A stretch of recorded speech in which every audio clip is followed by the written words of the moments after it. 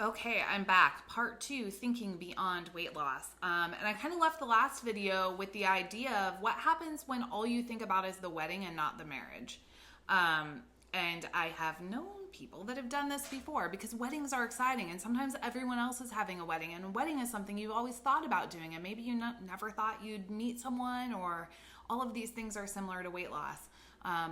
Other people were having weight loss surgery, and that's how I got the idea. Or gosh, suddenly there's a chance I could have weight loss surgery. I didn't know I would ever have weight loss surgery. And you start thinking about the wedding. You start thinking about what protein shakes to get and your weekly videos. And then you have the surgery, which is like maybe putting down the deposit. And then you're in the engagement period and everything's fun and exciting and weight's coming off so fast and you're meeting people and people are noticing and your whole world is changing because people are treating you different and you're treating you different. But then at some point that stops. And what happens if you never thought about the marriage? What happens if you had all this opportunity to think about weight loss and never thought about or planned for life after weight loss?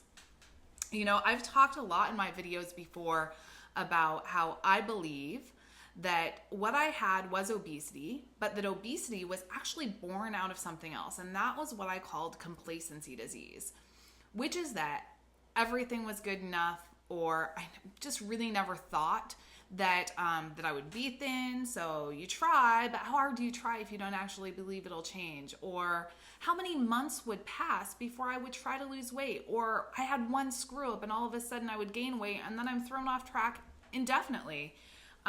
What I had was a complacency disease, and it was present in a lot of parts of my life. My weight was one of them. My career was one of them. My relationship was one of them. There were probably other ways, but I had a complacency disease. I've talked to a lot of other people that have struggled with obesity, and they felt a similar experience, and maybe not in all the same ways. Maybe your relationship isn't wrought with complacency, but clearly our health is to a certain extent.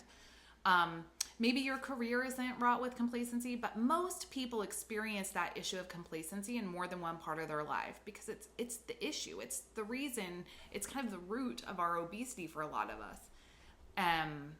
For some people it's not. For some people it's something else. But I know for me it wasn't. For a lot of other people it was.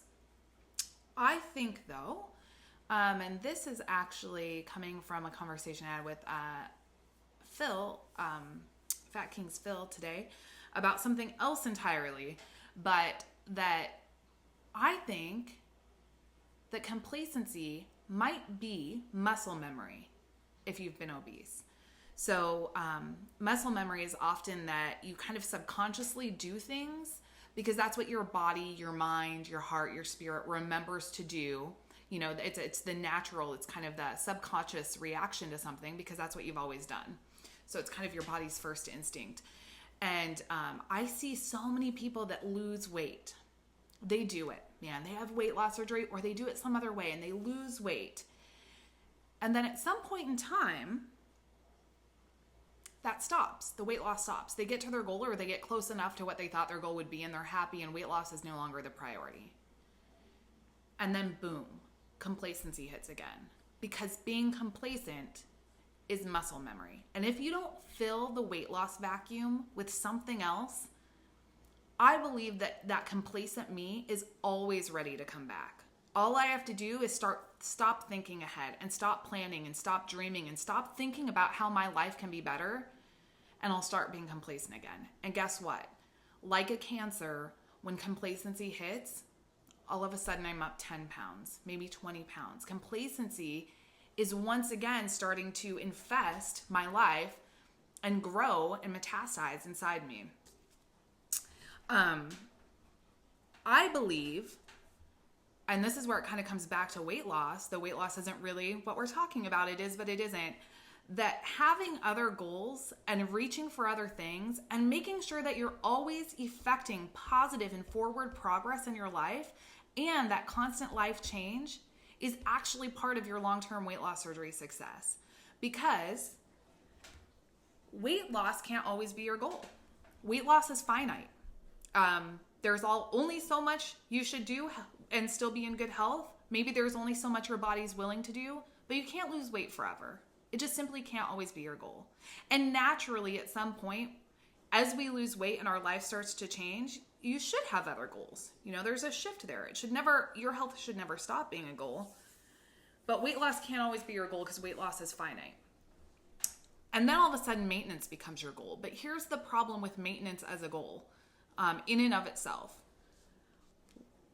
What we talked about earlier is how the exciting part of life, what keeps you motivated, what makes your life about passion and excitement, is about affecting positive change and about making sure that your life is constantly getting better, or that you're constantly fulfilling a destiny you always had. The problem with maintenance is that it is by definition about staying the same. It's about keeping status quo, and there's nothing wrong with that. Maintenance is important, but it's not motivating. The idea of staying the same isn't going to give you that drive and inner excitement that makes your life so exciting when you go through the weight loss process. So maintenance, by definition, is about staying the status quo. So all of a sudden we have this vacuum left when rapid weight loss ends. Maybe you're not even at goal yet, but when rapid weight loss ends and it comes a little bit more slowly, it's hard to be excited by that incremental change as much as it was by the fast change. And when you get closer to a normal weight, the world around you doesn't change as much. So that importance and the value and the existence of that positive change suddenly becomes less and less a part of your life. And that's when your life has to become about something else. That doesn't mean you stop working on maintenance, because we should always all work on maintenance. But maintenance is no longer going to have that same impact on our lives that weight loss did. So I'm going to stop this video here and go into part 3, which is actually what I'm going to do it workshop style. So I want you to have a pen and a piece of paper. I want you to be ready to do some hard thinking, because this is going to be an interactive section on now the next step, which is not only thinking beyond weight loss, because we've kind of done that, and we've talked about why you have to think about weight loss, but then dreaming beyond weight loss and planning beyond weight loss.